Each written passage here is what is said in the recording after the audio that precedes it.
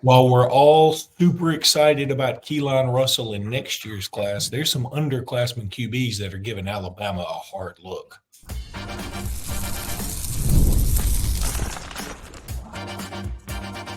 You are Locked On Bama, your daily podcast on the Alabama Crimson Tide. Part of the Locked On Podcast Network, your team every day.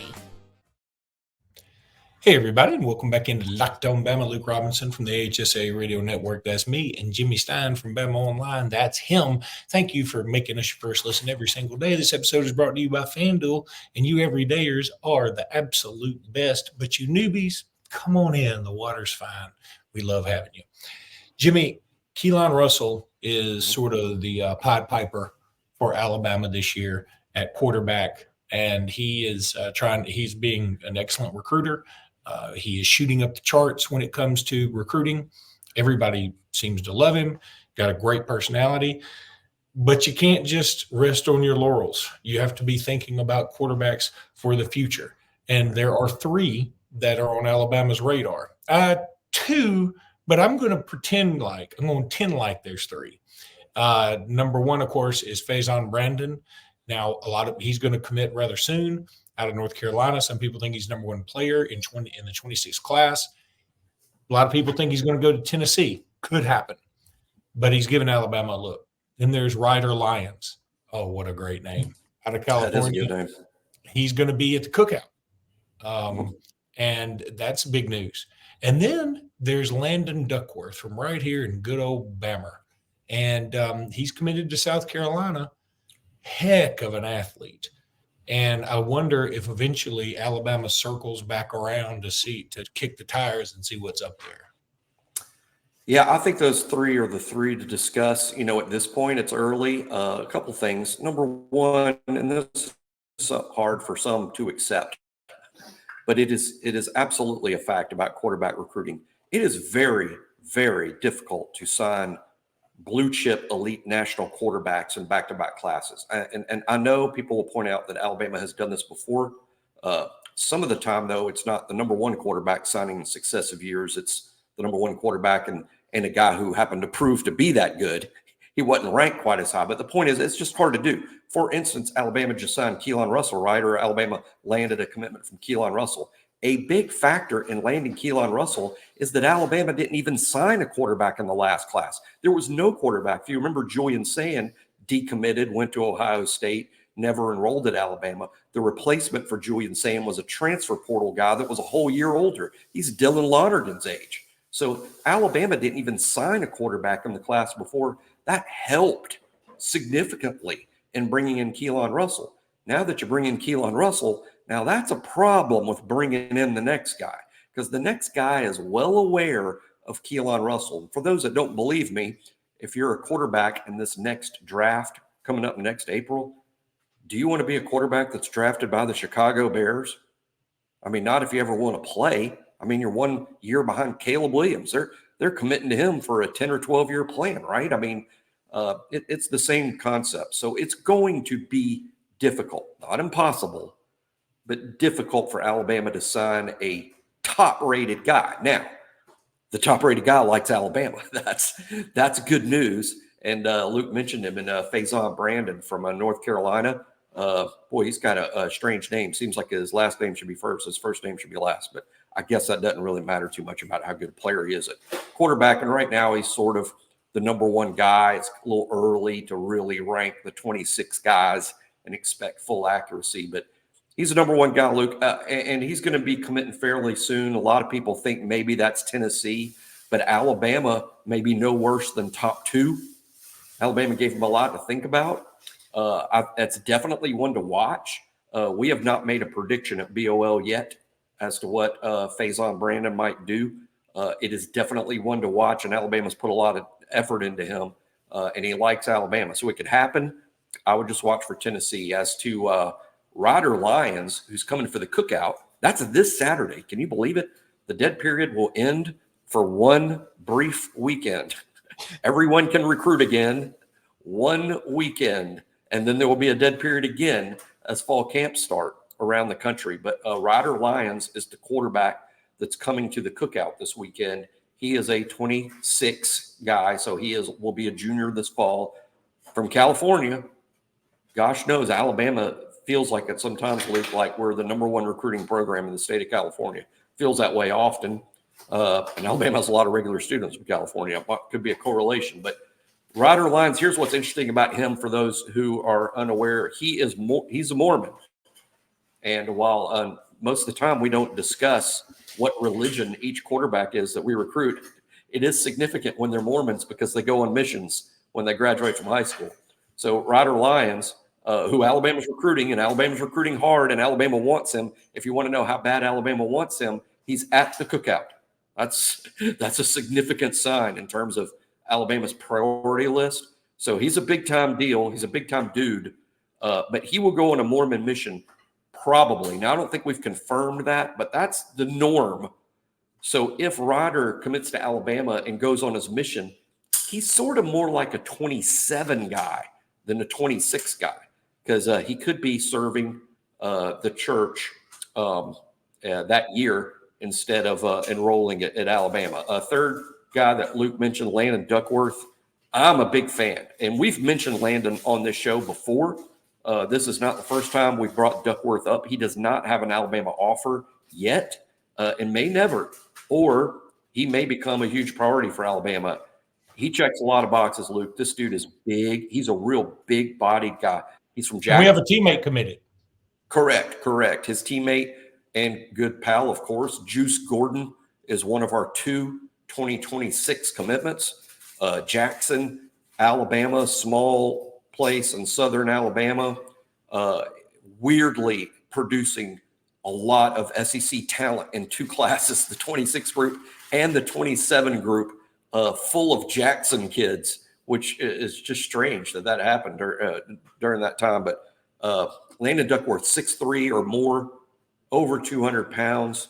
He's been trained by QB Country in Mobile for a long time. So this is an extremely well-schooled kid who takes quarterbacking very seriously, accurate, big arm.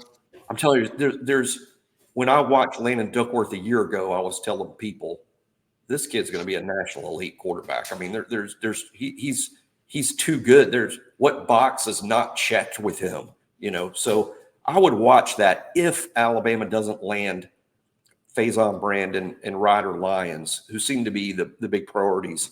I would look for Landon Duckworth from Jackson, Alabama, to get at least a long look from the staff. Duckworth seems like he's a Keelan Russell type, very athletic, tall. I think he's a good basketball player too, isn't he? I don't know that, but that certainly would not surprise me one bit. I think most of those Jackson kids play basketball. I mean, it's a smaller school. I think Jackson might be 5A, which makes them not sound small. But they're 5 or 4. I can't remember. They could be 4. Oh, and no, I think they're 5. They play Saraland in the opener. And boy, if you could pick one game to watch opening weekend of high school football, that might be it, because I don't think Jackson has the overall depth to compete with Saraland. I'm going to take Saraland to win that game by 2 or 3 touchdowns, but there will be SEC prospects all over that field. And 2 SEC quarterbacks. 2 SEC quarterbacks. What a great matchup of KJ Lacey at Saraland, committed to the University of Texas, and Landon Duckworth, who's absolutely a national elite quarterback prospect from Jackson. So 2 excellent quarterbacks, 2 teams that have multiple SEC prospects. That'll be a great one on opening weekend for those of you listening who can drive to. I believe that game's at Saraland. Have we ever had a Mormon? I'm sure. Has Alabama ever signed a Mormon player? I believe. I can't recall, Luke. I know in baseball we have. I know baseball players have signed with Alabama that have gone on their missions. Football doesn't come to mind. I'll be surprised if some of our Samoans haven't been Mormon, because a lot of Samoans are from Utah are Mormon. But I don't know. I don't recall, Luke, in our time following Alabama, I don't recall ever signing a player that wasn't at Alabama for a year because they were on a mission. I don't recall that. Now, if y'all are listening and recall it, please put it in the YouTube comments, because we'd like to recall that player. But I can't think of one. I do remember in baseball it happened. Well, Jimmy, one guy who's not a Mormon is Kaden Proctor. We need to talk. I don't think so. At least I don't think. I don't But we think need so. to talk about him. Right now, though, I got to tell you about FanDuel because FanDuel is the absolute best. Look, I love sports. I love them so much. I never want them to stop. But as the playoffs wind down, we get fewer games and the sports aren't sportsing like I want them to. But FanDuel lets me keep the sports going whenever I want. All I have to do is open up the app and dream up bets anytime I'm in the mood. And this summer, FanDuel is hooking up all customers with a boost or a bonus daily. That's right. There's something for everybody every day all summer long. So head over to FanDuel.com and start making the most of your summer. FanDuel is the official sports betting partner of Major League Baseball. I also want to be sure that everybody knows to go check out the Locked On Sports today. Are you watching Fox Sports or ESPN on your TV all day and have to turn down the volume because they're all shouting all the time? Well, Locked On Sports Day doesn't do that. It's a free 24/7 sports streaming channel program for you every day to bring you the biggest stories without all that screaming. So go check out Locked On Sports Today, streaming 24/7 on YouTube or on the Amazon Fire TV channels app, which is a part of the Locked On Podcast Network, your team every day, y'all. Okay. So Jimmy muted his own mic, I think, and I'm trying to unmute it. I did. No, I muted it myself.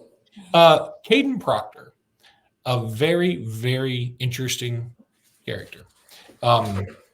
He 5-star top offensive lineman in his class, comes to Alabama, takes his lumps. He plays well especially for a true freshman, but does take his lumps in inarguably the hardest league in the country. And he gets a little homesick, it seems like. He wants to go home, goes to Iowa. There are a lot of theories out there. I believe that trip back home may have matured him some.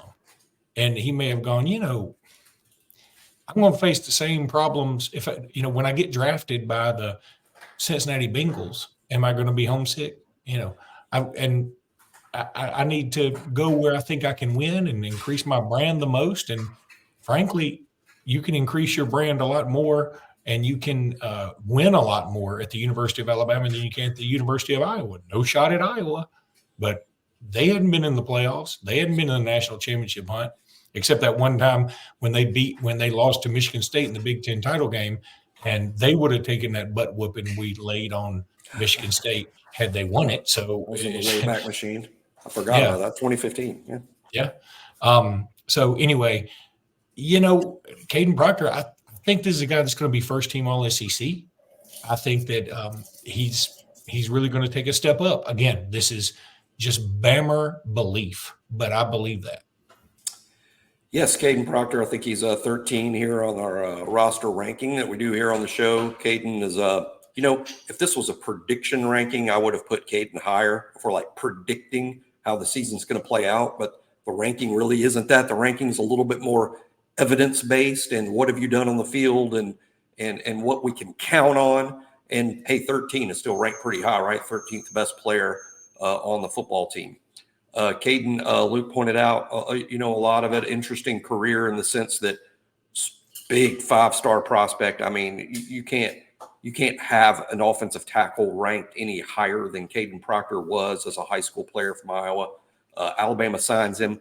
And what do you expect sometimes from 5-stars, even as left tackles? He immediately wins a starting spot. And that in and of itself should impress the heck out of us. But we're a demanding society. So not only do we demand that our 5-star tackles start immediately, we demand that they also play well, even though, as Luke pointed out, he's playing against the best pass rushers in college football every week in the SEC. It's not like you're a starting freshman at Utah State and playing college players. No, at Alabama, you're playing first-round picks. I mean, you got to go from high school to blocking first-round picks. Just a difficult ask.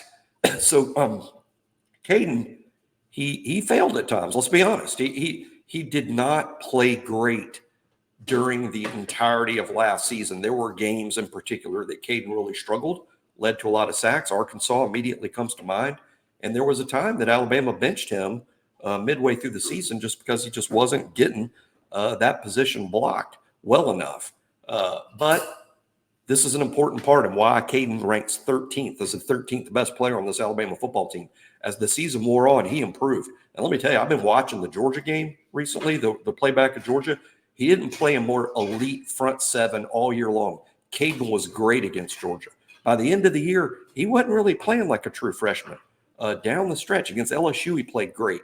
Against Georgia, he played great. He held his own against Michigan, even in the championship game, if you watch him play that game. So Kadyn really matured as a player. Now let's address the elephant in the room. And yes, that was a pun, because Kadyn was very, very heavy a year ago. I think listed at 360 in the Alabama roster. He may have been heavier. He was overweight. Some of it was by staff design. Some of it was because he's a freshman. He hadn't been in the Alabama strength and conditioning program very long, and he was just heavy. So why do we have him at 13, Luke? And why I'm saying, hey, if this was a prediction piece, I'd have him even higher. He's no longer a freshman. The inexperience is gone. As a matter of fact, he's the returning starting left tackle on a team that made the playoff. Secondly, and this is the best news of all, a lot of the weight is gone. I mean, check out recent photos of Kaden Proctor. You're not sure who you're looking at. I don't know how much weight he's lost. I don't know that he's going to tell people in interviews, and I'm sure he'll be interviewed in fall camp, and he'll be asked, what did you weigh last season? What did you weigh now? Luke, I think he's lost as much as 30 pounds. I would guess 30 pounds, which is a significant amount. He may be playing this fall around 330, which would be probably about an ideal weight for him. This is a massive human being. So in better shape, now experienced, all that five-star talent, we have every reason to believe Kaden Proctor is going to make that big year 1 to year 2 jump. I think he's going to live up to the hype. I just think that it was a little delayed due to probably playing too quickly and not being in the greatest shape during his true freshman season. Yeah, I won't go out on a limb. I don't think it's a big limb, but I'm going to say, we got 2 more years of Kaden Proctor, and then he's a first-round draft pick. Yeah, I mean, I really believe that. I would predict that. I mean, I know that's a heck of a leap based on how he played last fall, but I agree. I think he's 3 and done and in the first round. Yeah, I mean, I just really feel that strongly about his making a big jump this year again. Part of that is just complete Bamarism. There's no science behind it necessarily, except for what you say about the weight loss. During his brief transfer portal situation where he got in the portal, signed with Iowa, enrolled at Iowa, and was up there for about 2 months before returning to Alabama, and what made national news. One of the reasons that hasn't been talked about enough is Kaden Proctor maintained his relationships with the kids, not coaches at Alabama, the kids, his teammates at Alabama.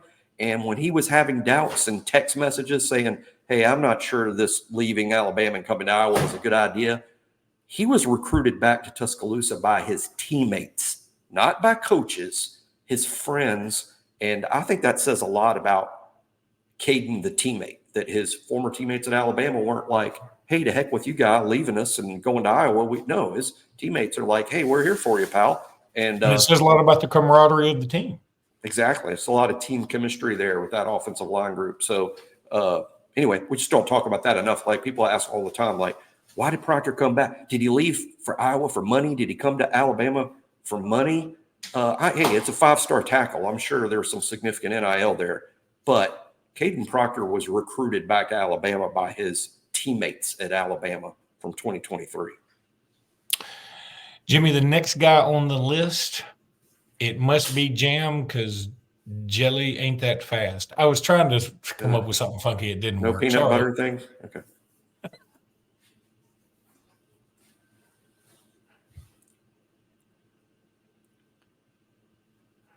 All right, so Jam Miller.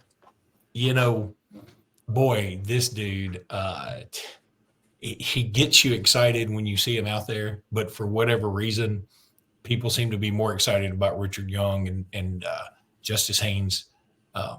And I don't know the hype around Jam Miller is kind of nuts. I mean, maybe he wears Bobby Humphrey's old number, but he also runs angry. His most famous play last year, I think, clearly was the wheel route catch against Georgia in the SEC title game. And then I look at some of his other stats against big competition, and I'm like, how? Like, why? He deserved more than this. Against Michigan, Jimmy, he had one carry. It was for 11 yards. For 11 yards. I remember it, 11 yards. Against Georgia now, he had 9 carries for only 23 yards, but they were big runs. Some of them were impressive. Hey, you could only make the yards that are there. I mean, right? Well, and it's Georgia. I mean, Georgia's defense is awesome. Yeah, sure, sure. And Michigan's, which he had the nice carry against. Then there's, against Auburn, 2 carries for 7 yards. That just doesn't make sense. Well, I mean, he's got statistically, some games are better than others. I think, let's start with this. He's still a young back this past year. Jason Riddell, I mean, people say, I saw there was a discussion last night on our BOL board about Justice Haynes not getting more carries against Michigan, despite looking impressive on all 4 of his carries. Jace McClellan was averaging over 6 yards a carry himself. I mean, so our older backs were just more ready to play down to down, and picking up blitzers, I think, is going to be an issue. So talking about Jam Miller, the 12th ranked football player on this team, that's a significant ranking for a guy who hasn't been a starter, but MVP of A-Day, Jam Miller, is going to be, no doubt, a highly significant player on the team. He's going to be their starting running back or share that designation with his teammate, Justice Haynes, and as Luke and I say, the Jam and Justice show or the Justice and Jam show. We'll see how that works out over fall camp. Good player, lots of talent. Young backs have to learn to blitz protect, and it can't be exaggerated enough how that affects playing time. You may have a game, Luke, where you get 16 carries and rush for 160 yards, but on one snap, you didn't get the linebacker blocked. He hits the quarterback, sacks quarterback, ball comes out, quarterback's injured. Do you think that running back had a good game? He had a completely disastrous game. I don't care that he rushed for 160 yards and 16 other carries. The quarterback's hurt now for the year because he didn't pick up the blitz. It's just a critical component of playing the position at this level, and is the number one explanation when fans are like, how come we don't see more of the freshman running back? Usually it's that. There can also be ball security issues that maybe don't stand out to us in the games, but they do drills during the week in practice about who is really protecting the football. If young players have issues with that more often than the older, more experienced kids. But ball protection, blitz pickup, those are the reasons younger players don't play more often. But Jam's now had 2 years in the program. Smart. He has played. And my guess is he's ready. And we're going to see a lot of Jam Miller this fall, and I think he's going to be one of the very best players on the team. I think he might even play at an all-SEC level, but he is going to share carries. He'll share the position with Justice Haynes and to some extent Richard Young. But, boy, Alabama running back is in great hands. I do think talent-wise, in terms of running the ball in his hands, Jam and Justice are an upgrade over Jace McClellan and Roydell Williams. I believe that. It was just a matter of, hey, can they do the little things as well as those seniors could a year ago? Yeah, and again, that is it's all speculation, right? But there's nothing on the field necessarily that should give you that feeling, but I feel the same way. I also feel you could use that same logic in, obviously if you have Jam Miller here and we haven't discussed Justice Haynes, you got Justice Haynes coming up. So yeah. Jam Miller's played more than Justice, yet you have Justice higher, and I'm with you. Yeah, I have Justice higher, but I guess we can go ahead and give tomorrow's show. But I didn't even really separate them. I mean, Jam's 12 and Justice is 11. We'll talk about Justice more in depth on tomorrow's show. I don't really separate them. I did put Justice ahead just based on this. I would say as sophomores, now Jam's a junior, but as sophomores, there's just more Justice hype. I mean, Justice seems to be ahead of his age, if that makes sense. I mean, Justice as a true sophomore, in my doubt, no doubt in my mind, he's ready to start. I think this is the first year Jam is ready to start, and he's a year older. So I'm just saying hey, talent-wise, they're roughly equal. They're also similarly sized. There's not a lot that separates them as players. Very similarly sized. They can both run inside and out. They can both catch the football and make a play.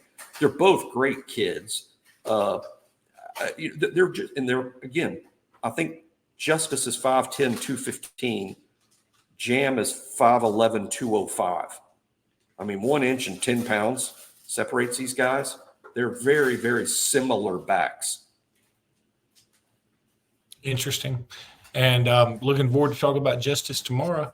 And that's going to be an exciting one. So y'all be sure to come back then. Also want to encourage everybody to go check out Locked On SEC. Go check out Locked On Oklahoma or Locked On Sooners. Go check out Locked On Missouri. I'm telling you, these Locked On channels are doing a great job getting you ready for all the teams. If you're interested in hearing about a lot of injuries, check out Locked On Braves. Yeah, and you know what? I might do it just so I can have a smile on my face because you know how I feel about that. Braves hater Luke is going to enjoy it. He'll tune into Locked On Braves to hear about how the day we were going to discuss how we've lost Max Fried for 6 weeks, we also lose Ozzie Albies for 8 weeks. All right, that's going to do it for today's episode. We'll be back tomorrow with more. And until then, roll tide, everybody. Roll Tide.